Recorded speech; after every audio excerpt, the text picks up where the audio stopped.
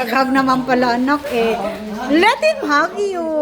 He loves you. Binubola si Taka para masama. Oh, he miss you so much pala. He miss you so much.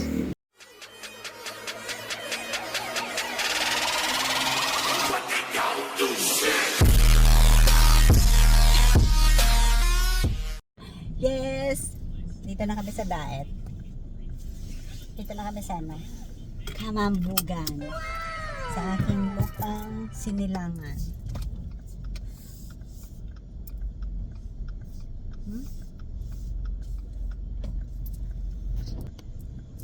Punta na tayo ng San Lorenzo.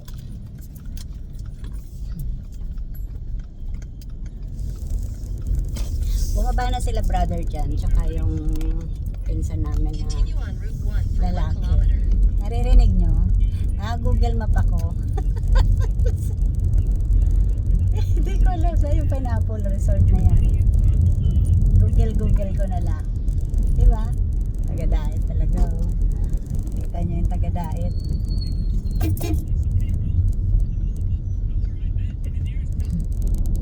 Ang taga-diet naka-Google map. Tapos mamaya punta kami sa Mercedes kila Nikki, susunduin ko yung anak niyang panganay kasi yun ang gustong makabanding ni Taka. Unahin lang namin dun sa resort kasi baka gabihin kami dun. Eh mahirap na pagdating namin dyan wala nang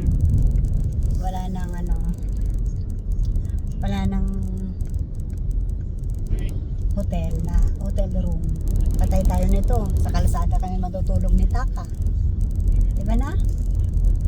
Tara, let's. Grabe ho. Wala kami halos hindi kami mag-stop over. In 300 meters, turn right onto San Lorenzo Ruiz Road. Maulan sa Quezon Province. Malakas ang ulan. Tapos yung pagkain namin, drive-thru lang. Stop lang kami para umihi. Tuloy-tuloy lang. Pahinga konti. Turn right onto San Lorenzo Ruiz Road. Yay! Dito na tayo.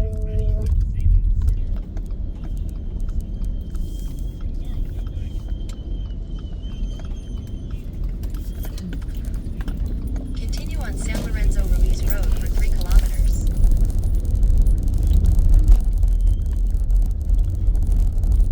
Mainit. Pero parang kagagaling lang sa ulan to. Pero mainit naman.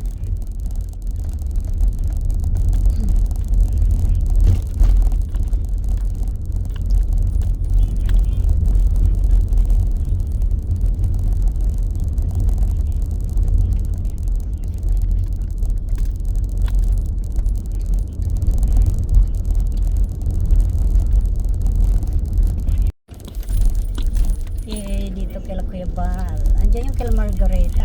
Margarita!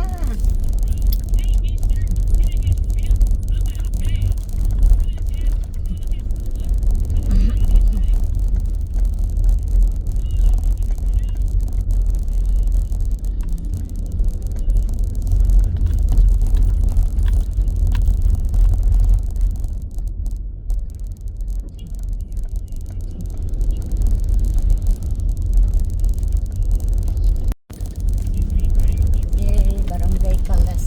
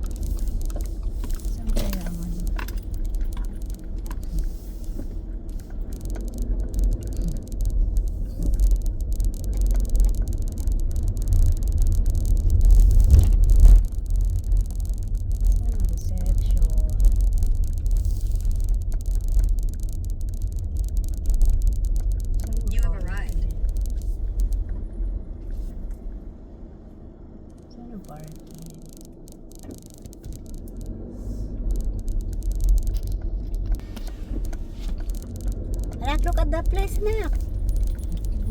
Eh.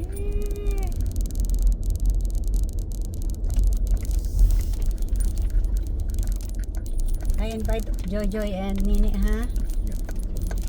So that you're happy with Rio. You can bonding with your cousin. Except Ishil? Saan kaya yung parking ko?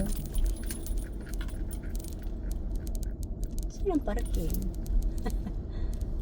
Wait lang. Hindi naman na kasi si Kuya sa anong parking.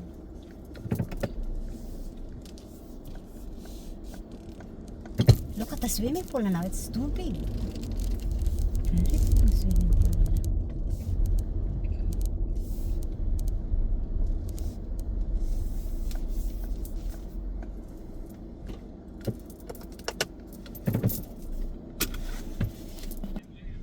Doon pa pala sa unahan. Disney yung Marimar. Ligaw-ligaw na ang Tagadait. Ang laki ng lugar na to, ha?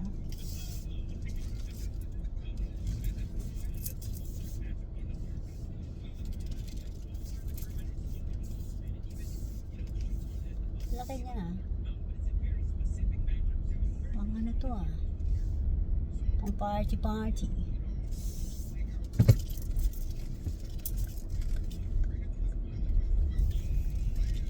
Pasok naman daw pala sa sasakyan dito.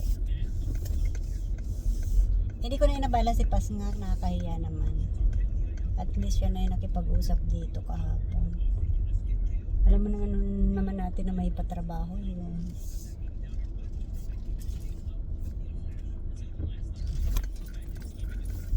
May patrabaho kasi yun siya. Kaya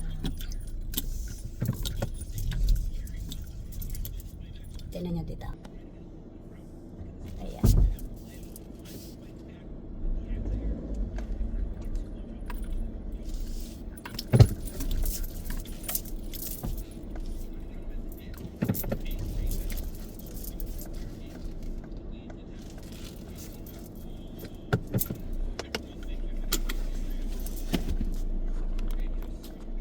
Ayan, nakapag-check-in na tayo. Ibaba ko lang muna itong mga bag namin ito.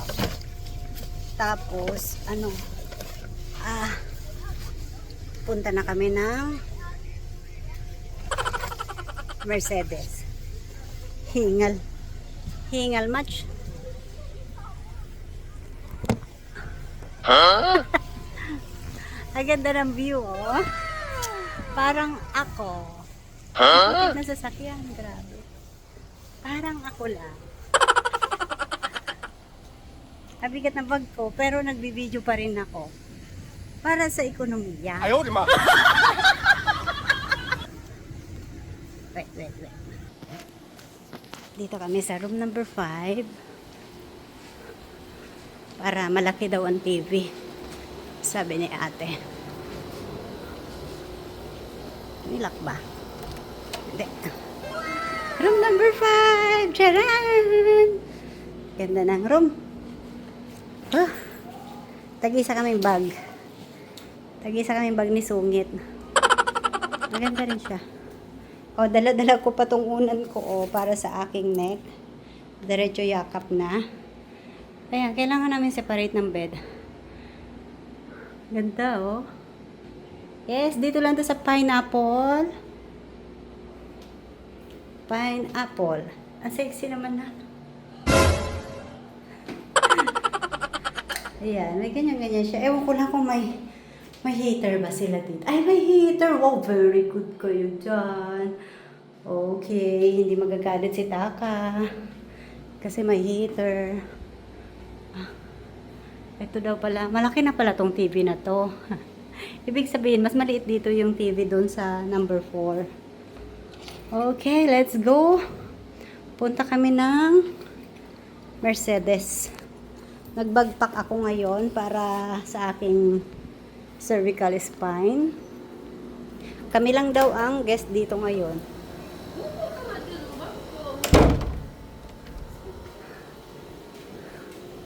Kami lang daw ang guest. Bakit one ito, miss?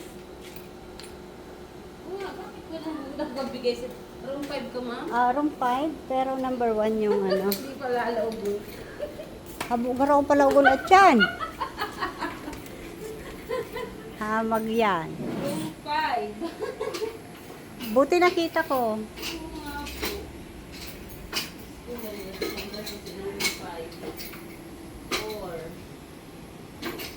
Ang laki ng ano nila, oh. Function hall. Tsaka yung swimming pool nila, oh. May pang atleta pa, pang atleta. Baka yan yung susi namin doon, pero bakit number 1 kasi? Yay! Ayan na. Okay na po. Okay na tong video natin na to. Madam, bakit number 1 yung susi ko? Madam, duplicate daw pala yan. Tama naman pala yan. Sige. Kasi baka mamaya hindi kami makapasok eh. Thank you. Duplicate pala. Nag-hesitate ako. Kasi bakit number 1? Parang namumukhaan ko si ate. Okay, gugurar tayo sa Mercedes ngayon, guys. Ang ganda niya, maganda. Maganda rin pala.